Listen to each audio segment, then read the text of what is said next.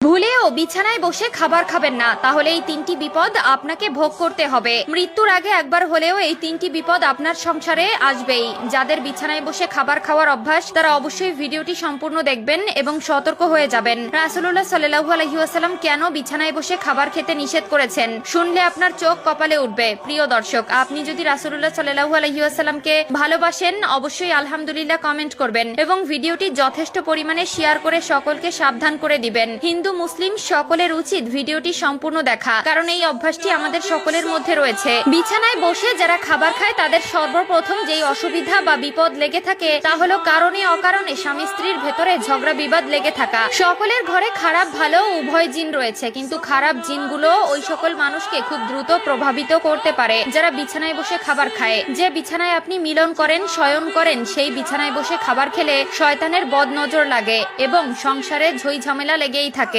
2 নম্বরে, যারা বিছানায় বসে খাবার খায় তাদের ঘরে সব সময় কেউ না কেউ অসুস্থ হয়ে থাকে।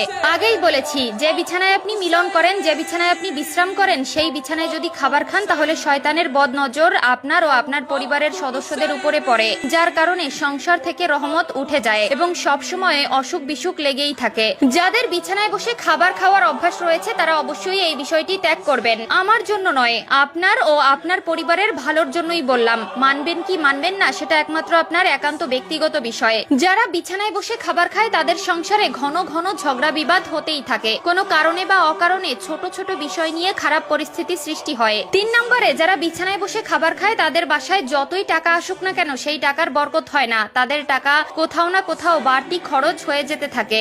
এক কথায় এই ধরনের ব্যক্তিদের উপর থেকে আল্লাহর রহমত উঠে যায় এবং আল্লাহর দেওয়া রহমতে বরকত তাদের উপর থেকে উঠিয়ে নেওয়া হয়। পবিত্রতা ইমানের অঙ্গ এবং যে খাবার আপনার জীবন বাঁচায় সেই খাবার অবশ্যই আপনার পবিত্র স্থানে বসে খাওয়া উচিত। খাওয়ার জন্য আলাদা ঘর বানানো উচিত বা রুম বাছাই করা উচিত। বিশেষ করে অবশ্যই ডাইনিং এ বসে বা ফ্লোরে বসে খাবার খাবেন, কিন্তু বিছানায় বসে কখনোই খাবার খাবেন না। যারা বিছানায় বসে খাবার খায় তাদের সংসারে এই তিনটি বিপদ লেগেই থাকে। যদি বিশ্বাস না হয় তাহলে অবশ্যই মিলিয়ে দেখবেন। বিছানায় বসে খাবার খেলে এই তিনটি বিপদ আপনার সংসারে আসবেই এবং কারো কারো সংসারে হয়তো এই তিনটি আলামত চলমান। আমরা অনেকেই আছি অভ্যাসগত কারণে ঘুমানোর বিছানায় খাবার খাই, এটা একদম করা উচিত নয়। এবং যদি আপনার ভেতরে এই ধরনের সমস্যা বা অভ্যাস থেকে থাকে অবশ্যই তা পরিহার করবেন। আল্লাহ তাআলা আমাদের সকলকে সঠিক বুঝ দান করুন, আমিন।